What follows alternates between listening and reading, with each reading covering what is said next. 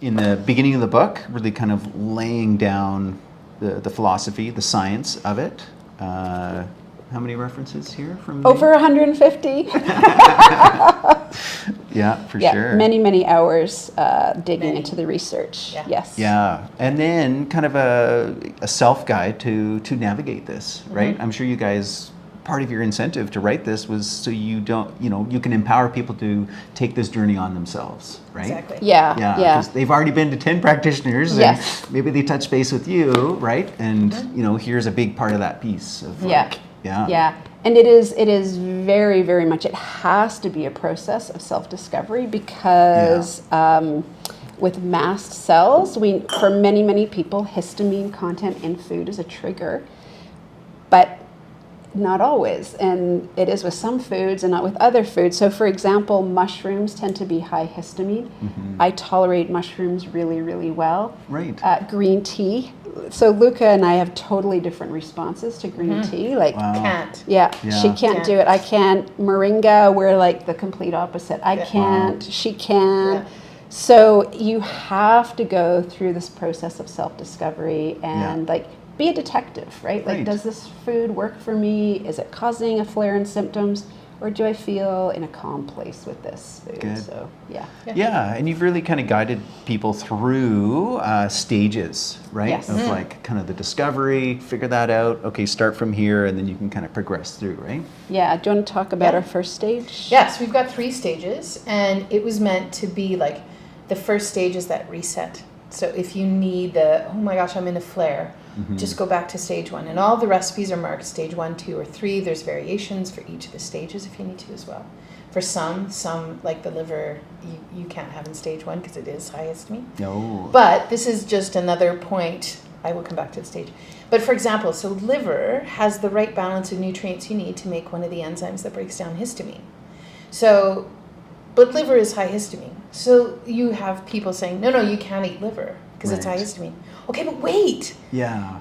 A food is not clean or dirty, good or bad. Like, there are pieces to each that can offer something.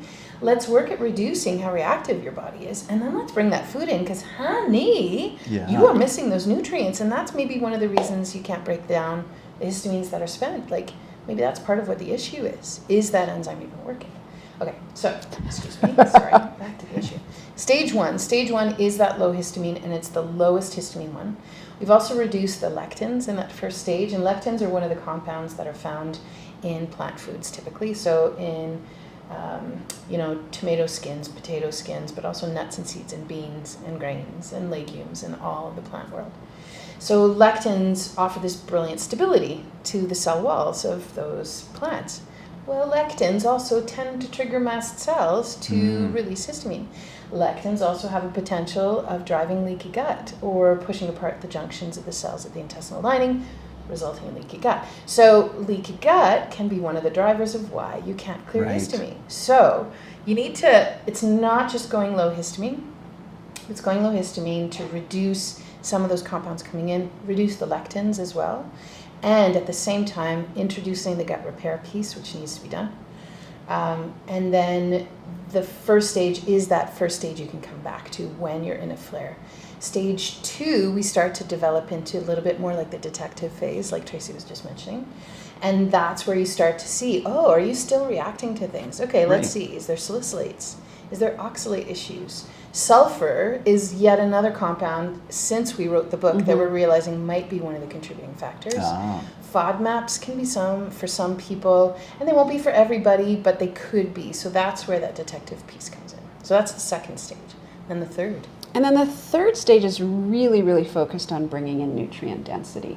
So again, foods that might be higher in histamine, like the liver, and we've got nutrient density throughout the whole process, but this is really focused on, okay, we know there's some foods that are high histamine, but they can address some of the contributing factors. So let's bring them in. Again, this is not like I have to bring this food in. This is I'm going to bring it in, see how my body does with it. And then, if it works, great, add it in. If it doesn't, I'm going to leave it out for a little while longer and try it again later.